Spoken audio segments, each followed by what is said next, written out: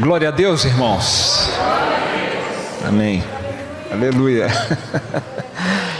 Meus queridos, vamos nos alimentar da palavra do Senhor, abrindo no Evangelho de Lucas, capítulo 4.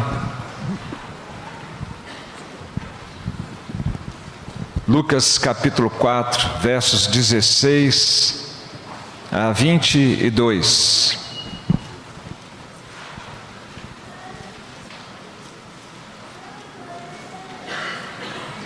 Lucas 4, 16 a 22.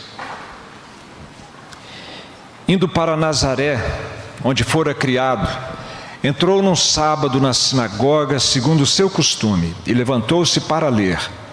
Então lhe deram o livro do profeta Isaías, e abrindo o livro, achou o lugar onde estava escrito: O Espírito do Senhor está sobre mim, pelo que me ungiu para evangelizar os pobres, enviou-me para proclamar libertação aos cativos e restauração da vista aos cegos, para pôr em liberdade os oprimidos e apregoar o ano aceitável do Senhor.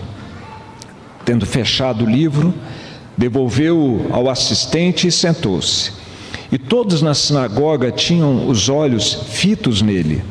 Então passou Jesus a dizer-lhes: Hoje se cumpriu a escritura que acabais de ouvir. Todos lhe davam testemunho e se maravilhavam das palavras de graça que lhe saíam dos lábios, e perguntavam: Não é este o filho de José? Senhor nosso Deus, temos a palavra do teu filho diante de nós, a tua palavra, e nós pedimos ao Senhor, confiados nas tuas promessas, para que o Senhor nos instrua, nos alimente, e que nós, a cada vez que estivermos diante da tua palavra, seja em casa, numa sala de EBD, ou neste púlpito, ó Pai, diante deste púlpito, que a tua palavra traga vida e renovo aos nossos corações, relacionamentos, caráter, atitudes, e aprendamos a ser cada vez mais como Jesus. Em nome dele é que oramos. Amém. Queridos, como o pastor Diego disse, hoje nós estamos encerrando a CMO 2023, a campanha mundial de oração, que já pelo 18º ano vem sendo realizada. A nossa igreja sempre esteve envolvida e engajada com essa campanha em todos esses anos. Mas nesse ano houve algo especial na campanha, que marcou a todos aqueles que puderam comparecer aqui ou acompanhar pelo canal da TV Amid no YouTube, que foi o Impacto Coreia do Norte. Entre os diversos irmãos abençoados que nós tivemos aqui, um deles foi ou é um ex-soldado norte-coreano, desertor do exército norte-coreano. Ele tem que tomar muito cuidado, porque se o alcançarem, ele vai ser executado lá na Coreia do Norte. E ele disse algo que impactou-nos a todos, que na Coreia do Norte existem 4 palavras desconhecidas. Na verdade, 4 realidades desconhecidas que essas palavras traduzem. A primeira é liberdade, isso não existe. Direitos humanos, longe de existir na Coreia do Norte. Amor e gratidão. Isso é incrível, né? Como que um país inteiro não sabe o que é amor, mesmo de forma imperfeita. E a razão disso é que eles vivem num estado totalitário e idólatra. Eles não são ateus, eles são idólatras, porque o ateísmo diz não há Deus. O idólatra, como é o caso lá, diz: olha, o presidente é Deus e ele deve ser adorado como um Deus. Onde não há relacionamento com Deus, é assim que as coisas andam. Quanto mais distantes nós estivermos de Deus, mais dificuldades e problemas vão surgir.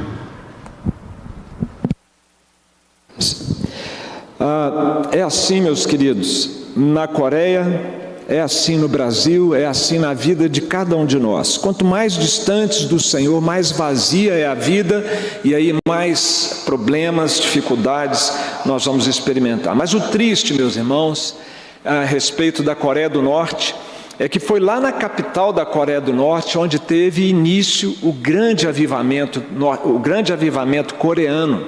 que aconteceu no começo do século XX, mais precisamente no ano de 1906, portanto já há quase 120 anos. E tudo começou com a igreja evangélica ali, mas principalmente os presbiterianos na Coreia. Já existia a igreja presbiteriana ali, uma igreja que era muito voltada para o estudo bíblico, para o estudo da palavra de Deus, e antes mesmo desse avivamento, eles já tinham o costume de parar uma semana no ano para estudar a Bíblia. Todo mundo parava, era como se fosse um recesso, um feriado santo de uma semana, onde as igrejas se dedicavam ao estudo bíblico. E em 1906, na capital que é hoje da Coreia do Norte, Pyongyang, eles souberam que que estava acontecendo um avivamento na Índia. E ali eles começaram a orar então em Pyongyang por um reavivamento também na Coreia. Se está acontecendo na Índia, nós queremos aqui entre nós também. E na noite de terça-feira, os registros históricos do avivamento coreano atestam que na noite da terça-feira daquela semana aconteceu algo inusitado. Um crente chamado Kim, isso não significa nada, seria a mesma coisa chamar um Silva, né? Porque Silva tem aos montes, né? No nosso país. Kim também é um sobrenome muito comum, mas um crente chamado Kim, com um nome muito comum ali, ele foi à frente e de repente ele começou a confessar a sua amargura contra um irmão chamado Kang e contra um dos pastores da igreja. Isso só acontece na Coreia, tá, gente? Isso não acontece em outros lugares, no Brasil, por exemplo, mas aconteceu lá. E esse pastor, então, com quem o irmão tinha dificuldade e a quem ele confessou o seu pecado de amargura, conta que naquele momento, a partir daquela hora, era como se o telhado tivesse sido arrancado do prédio e o Espírito de Deus descesse do céu numa avalanche de poder sobre nós. O pastor caiu ao lado, ele diz, eu caí ao lado de Kim e chorei e orei como eu nunca havia orado antes. Alguns se jogaram de comprido no chão, centenas de pessoas de pé com os braços estendidos para o alto. Cada indivíduo perdoou o outro, cada um ficou face a face com Deus. E ele diz mais, eu posso ainda ouvir aquele som terrível de centenas de pessoas suplicando vida e misericórdia da parte de Deus. E a partir daquela noite eles foram para casa, levando esse fogo do reavivamento com eles. Reuniões se sucederam durante um mês, escolas se fecharam e até as crianças passaram a se reunir em oração também. E aquele reavivamento então trouxe a igreja da Coreia para um nível de espiritualidade mais alto, e os casos de fanatismo foram muito poucos, porque era uma igreja muito já previamente alicerçada na palavra de Deus. Meus queridos, nós ouvimos nesta campanha mundial de oração aqui no nosso auditório por 2 dias, tarde e noite, o desastre que hoje está o país da Coreia do Norte, a região onde eclodiu esse avivamento, como ela se encontra hoje. Porque depois deste avivamento, pouco tempo depois, os japoneses invadiram a Coreia e por cerca de 35 anos, de 1910 a 1945, foi feita uma colonização, uma invasão e colonização japonesa, e eles anexaram algo que a Rússia está tentando fazer com a Ucrânia, o Japão fez com a Coreia, e a Coreia se tornou uma colônia do Império Japonês. O culto cristão foi proibido. E os cristãos foram obrigados a adorar o imperador japonês. É moda isso lá naquela região, né? Mas aqui também no Ocidente nós temos pessoas que adoram, pessoas que já morreram, que não fazem parte da Trindade e adoram, e tem essas pessoas como intermediários entre Deus e o pecador. Isso não é só lá no Oriente que isso acontece. Mas por causa dessa perseguição, os cristãos fraquejaram. Eles preferiram negar a Cristo, adorar o imperador, do que perderem a vida, do que experimentar o martírio. E aí o juízo de Deus veio sobre a nação de modo muito parecido com o que aconteceu em Israel. que foi a divisão do reino, no caso a divisão da Coreia em dois países, isso ao final da Segunda Guerra Mundial. Os japoneses se renderam aos aliados e os aliados então dividiram a Coreia, a parte do norte ficou com a União Soviética, a parte sul com os Estados Unidos, isso ao longo do paralelo 38, e esse foi o paralelo que definiu a divisão das duas Coreias.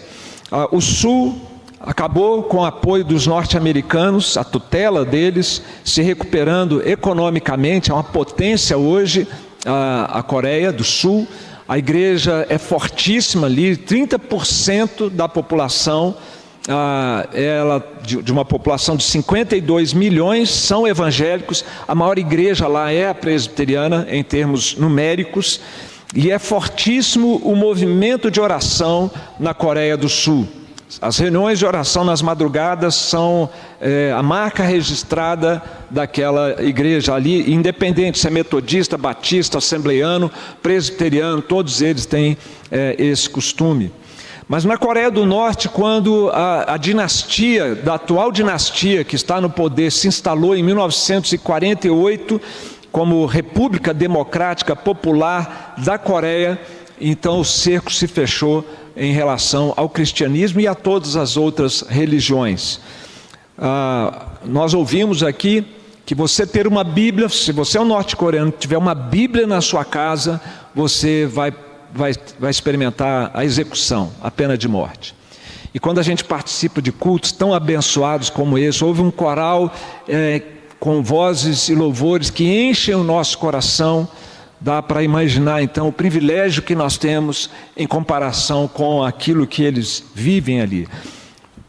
A missão Portas Abertas, que tem um ranking de perseguição religiosa, tem colocado a Coreia do Norte por muitos e muitos anos como o país número 1 em perseguição religiosa aos cristãos. E Deus, na sua sabedoria, ao mesmo tempo em que Ele disciplina o seu povo, que Ele exerce juízo sobre uma nação, Ele também dá escapes. E o escape que a igreja teve ali na Coreia do Norte aconteceu de uma forma não muito agradável, aliás, muito desagradável. Entre 1994 e 98, devido a desastres naturais, sanções econômicas, incompetência governamental, a Coreia do Norte experimentou uma grande fome.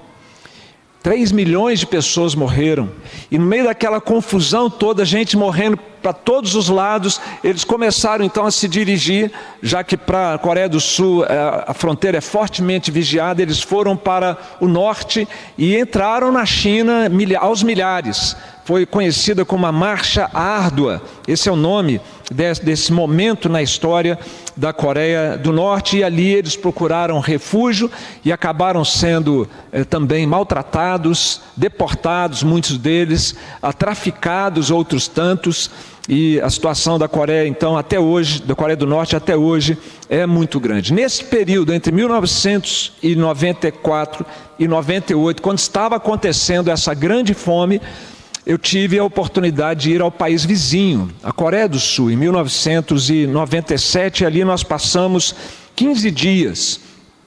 Daqui até a Coreia são 20 mil quilômetros, 25 horas de voo, e nós fomos com um grupo de pastores e líderes, principalmente da IPB, reverendo Jeremias, reverendo Hernandes e vários outros irmãos, e lá nós fomos conhecer estas igrejas, visitamos 11 igrejas, fruto desse avivamento que começou no norte, que foi estrangulado lá no norte, mas que no sul continuou com seus reflexos até os dias de hoje. Nós participamos de 10 reuniões de oração na madrugada, entre 5 e 6 da manhã, mas teve um encontro especial do qual eu quero falar com aos irmãos aqui. Foi em abril de 97, nós fomos visitar um seminário e uma universidade do Supremo Concílio da Igreja Presbiteriana Coreana. E ali um pastor presbiteriano compartilhou conosco sobre a ação do Espírito Santo na vida de Jesus, baseada no Evangelho de Lucas, que nós acabamos de ler. O Evangelho de Lucas é o mais completo relato da vida de Jesus, tanto que ele é utilizado para fazer filmes sobre a vida de Jesus.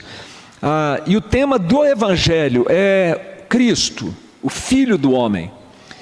Ressaltando nesse Evangelho a humanidade de Jesus. Um médico escreve, alguém que está acostumado a lidar com as limitações humanas, que é Lucas, escreve esse Evangelho, e ele mostra Jesus sobre este ângulo da sua humanidade. Outros evangelhos mostram sobre o ângulo de Jesus como o Messias ao povo judeu, como servo, como Deus, mas este Evangelho trata principalmente da humanidade de Jesus, da sua natureza humana, ainda que divina, mas também humana. E aqui, meus irmãos, neste Evangelho, ele é conhecido também como o Evangelho da oração. Olha que a sabedoria do Espírito Santo em nos proporcionar esse Evangelho. O Evangelho que ressalta a humanidade é aquele que fala da oração. Seres humanos não podem abrir mão da oração. Nem Jesus, sendo Deus, abriu mão da oração na sua condição de Deus encarnado. Jesus encarnado foi um homem cheio do Espírito Santo. E para isso, a oração fez parte da sua jornada enquanto encarnado. E eu queria dizer uma coisa para você e para mim. Ser homem ou ser mulher é ser cheio do Espírito Santo. Quem não estiver cheio do Espírito Santo é menos homem e menos mulher. Não no sentido de masculinidade estereotipada ou feminilidade nos moldes aí de feminismo, mas nós estamos falando do projeto de Deus. O homem que Deus criou e a mulher que Deus criou lá no Éden, que a queda desfigurou, Jesus veio para restaurar, e uma vez feito uma nova criatura, para nós aprendermos a ser, ou reaprendermos a ser homens e mulheres, nós precisamos ser cheios do Espírito Santo. E a oração vai ser vital, indispensável para que isso aconteça na nossa vida. Jesus vai a Nazaré, onde ele foi criado, entra numa sinagoga, como de costume, dão a ele um livro, um rolo, não a Bíblia toda, mas um rolo, desses que na sinagoga são guardados assim, as 7 chaves, com toda devoção até, entregam a Jesus o rolo, era do profeta Isaías. Jesus abre naquela passagem específica, tão querida da igreja nos dias de hoje, em que Jesus diz: o Espírito do Senhor está sobre mim. E aí ele descreve a sua missão.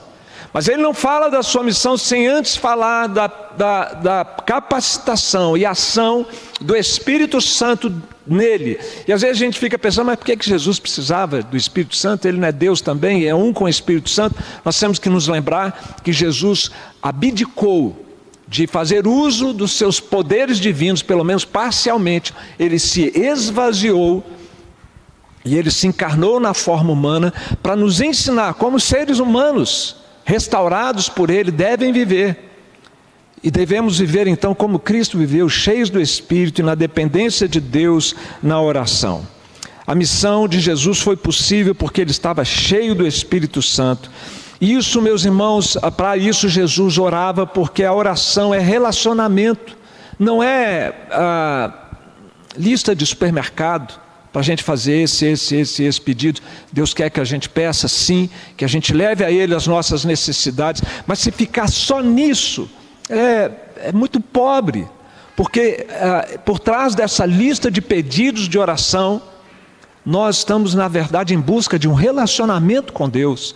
As duas coisas caminham juntas: apresentar ao Senhor nossos pedidos, nossas orações, mas não perder de vista que o que nos move a estar ali é o prazer e o deleite de ter um relacionamento com Deus, de aumentarmos a nossa sensibilidade para ouvir o Espírito Santo, como Jesus disse que é necessário. Aquele que tem ouvidos, ouvir o Espírito Santo, o que ele tem a nos dizer. E ali o doutor coreano, o nome dele não é Kim, não, esse é diferente. Eu perdi o nome dele aqui, está em algum lugar. Mas o pastor lá no seminário e na universidade do Supremo Concílio da Igreja reuniu todos nós, líderes ali, e ele compartilhou conosco algumas verdades que eu guardo no coração com muito carinho e quero compartilhar com vocês. No batismo de Jesus no Jordão, O Espírito Santo desceu sobre Jesus na forma de uma pomba, vocês lembram? Mas é o Evangelho de Lucas que diz que Jesus, saindo do rio, orou. Saindo do rio Jordão, ele orou. E quando ele orou, o Espírito Santo veio sobre Jesus Cristo. Onde não existe oração, não existe a ação do Espírito Santo de Deus. Por isso é uma pretensão nós caminharmos os nossos dias e diariamente nós seguimos pela vida sem falarmos com Deus, sem cultivarmos esse relacionamento com Deus. O Espírito Santo que está em nós vai agir e cada vez mais no seu trabalho, nos seus relacionamentos, no seu coração, enquanto e à medida em que nós vamos orando. Na sequência, Jesus, ele escolhe os seus 12 apóstolos. E ele escolhe os 12 apóstolos, a gente sabe ali a lista nos evangelhos, mas é no evangelho de Lucas, e somente no evangelho de Lucas, que há o registro de que Jesus orou durante toda a noite, antes de escolher os seus apóstolos. Nós aprendemos com isso, meus irmãos, que decisões importantes, trabalhos, empreendimentos, escolha de oficiais da igreja, que está incluído, Jesus estava escolhendo os oficiais para o início da igreja. Todas as nossas decisões serão abençoadas se nós precedermos essas decisões, esses projetos, coisas importantes da nossa vida, na dependência do Senhor, em oração. No original grego diz que Jesus, ele orou a oração de Deus e não a oração a Deus. O grego é muito rico, nessas particularidades, e quando Lucas registra aqui que ele orou a oração de Deus, significa que ele orou em plena sintonia com a vontade de Deus. E foi a partir desta oração que ele teve o discernimento de quem seriam as pessoas a serem escolhidas. Na sequência do ministério de Jesus orando, Jesus cheio do Espírito Santo, ele ora, e somente Lucas diz que ele ora, em Lucas 9, em favor do discernimento espiritual dos discípulos, porque ele já tinha tido ali no evento anterior, a Lucas 9, a multidão querendo arrebatá-lo e fazer dele um líder político. Zero discernimento do ministério de Jesus, da sua pessoa, do que ele havia vindo fazer. E depois disso Jesus ora para que os seus discípulos tivessem a compreensão de quem ele era. E aí ele pergunta aos discípulos: que dizem os homens que eu sou? E aí vem a famosa confissão do apóstolo Pedro: tu és o Cristo, o Filho do Deus vivo. E lembram que Jesus falou: bem-aventurado és Simão Barjonas, porque não foi carne nem sangue quem te revelou isso, mas meu Pai quem o revelou. Discernimento espiritual nos vem quando nós oramos. Isso aconteceu nesse episódio na vida de Jesus. É a oração fervorosa, é a oração que move a palavra de Deus do cérebro para o coração, que frutifica na nossa vida. E isso nós ouvimos aqui dos coreanos, eles dizendo que lá na Coreia do Norte, com toda essa perseguição e com os refugiados que saem pela China também, eles levam e pregam a palavra, as pessoas ouvem pela primeira vez e já há uma profunda transformação, nascem de novo ali diante dos olhos dos missionários.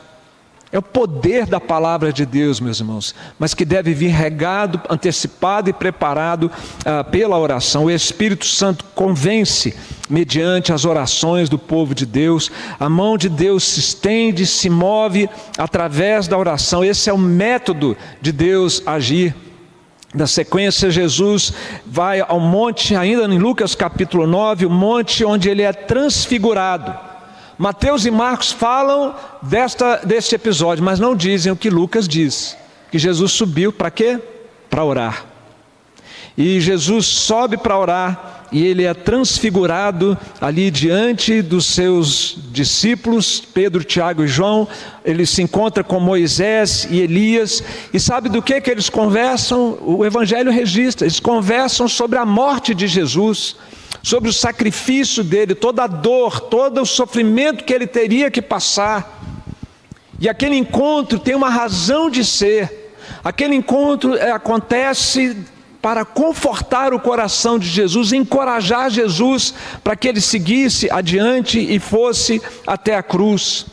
Quando nós oramos, a exemplo de Jesus, quando nós aprendemos a orar a exemplo dele, quando nós somos controlados e governados pelo Espírito Santo, à medida que o nosso relacionamento com ele vai caminhando e progredindo, nós somos fortalecidos para enfrentar os momentos mais difíceis da nossa vida. Quem não? Quem aqui não passou por uma luta, dificuldades, problemas, angústias?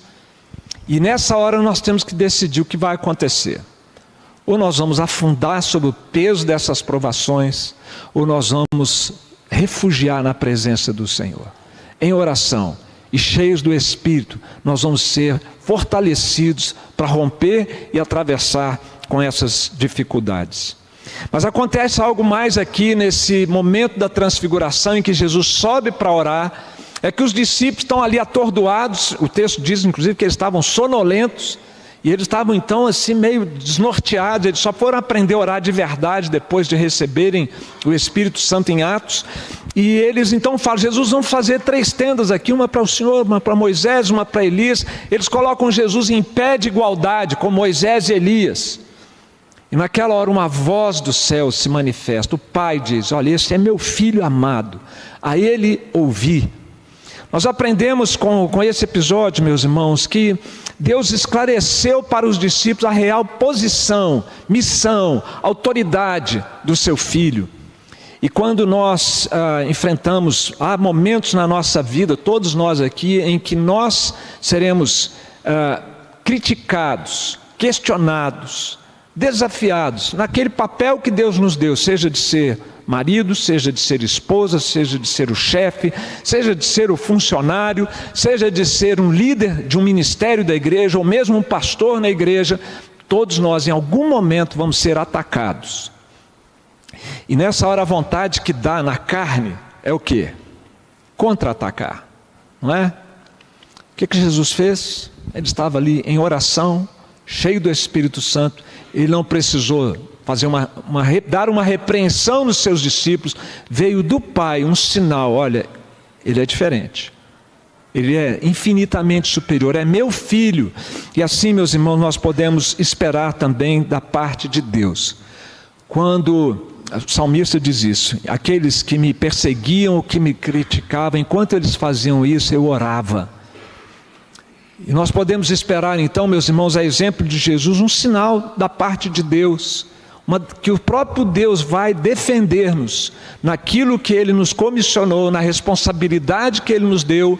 Se não estamos em pecado, Ele há de nos defender e mostrar de alguma maneira, com a sua bênção, seu apreço por nós, quando nós não contra-atacarmos, mas orarmos e nos colocarmos na presença de Jesus. Há também no Evangelho de Lucas, e só no Evangelho de Lucas, as parábolas sobre oração. 3 parábolas sobre oração. Os outros não tratam disso. Na parábola do amigo inoportuno, Jesus ensina que a nossa oração deve ser firme, intensa, fervorosa, perseverante. Na parábola do juiz iníquo, idem, Jesus retoma a questão da perseverança na oração. E todos esses exemplos de oração aqui, meus irmãos, eu insisto, eu repito, a oração não deve ser vista como um meio pragmático de nós atingirmos sucesso, realizações bem-sucedidas, ou até mesmo a nossa posição ser preservada, mantida por Deus. Embora todas essas coisas aconteçam, sabedoria para tomar decisões, a oração deve ser vista como um meio prazeroso de nós termos um relacionamento com o nosso Pai, que nos ama, que nos acolhe e que nos recebe.